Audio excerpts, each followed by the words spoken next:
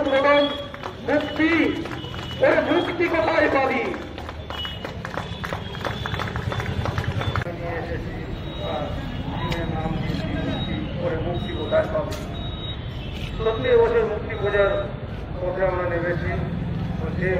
যে পরিস্থিতি দিয়ে আমরা চলেছি সবারই অবগত, ভয়ঙ্কর একটা পরিস্থিতি, তার থেকে মুক্তি চাই, সেই চিন্তা ভাবনা নিয়ে আমরা মহিষাসুর মর্দিনীকে আমাদের মণ্ডপে ফুটিয়ে তুলব।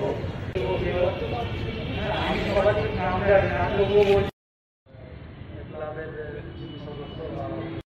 জানাই যারা উপস্থিতায় আছেন।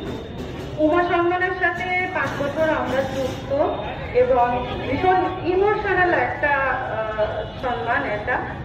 এবছরের একটু পরিস্থিতি আমাদের খারাপ, সবাই দেখতেই পাচ্ছেন, জানেই বা সবাই সাফার করছে।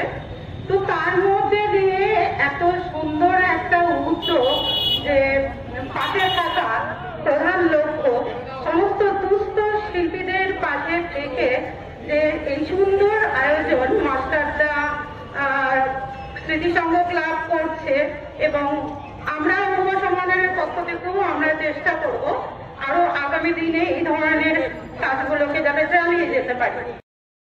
আমরা এগোচ্ছি, আর এই প্রচন্ড পরিস্থিতি পুরো উল্টো, তাই আমরা এবার বেশিরভাগটাই ভার্চুয়াল করব।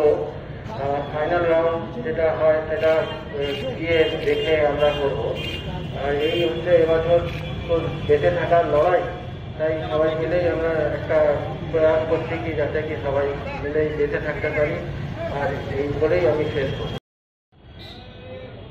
আজকে রাজশ্রীদার সঙ্গে এখানে এসছি,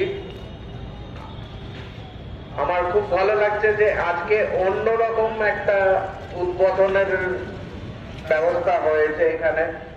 ফ্যাশন শোটা দেখলাম, নতুন ব্যাপার, নতুন সাজ, আর পুজো আসছে, পুজোর জন্য নতুন এরকম ফ্যাশনের জন্য যদি আমাদের যে হস্তশিল্পীর লোকজন আছে ওদেরকে যদি আরো বেশি এনকারেজ করা যায় তাহলে খুবই ভালো হয়।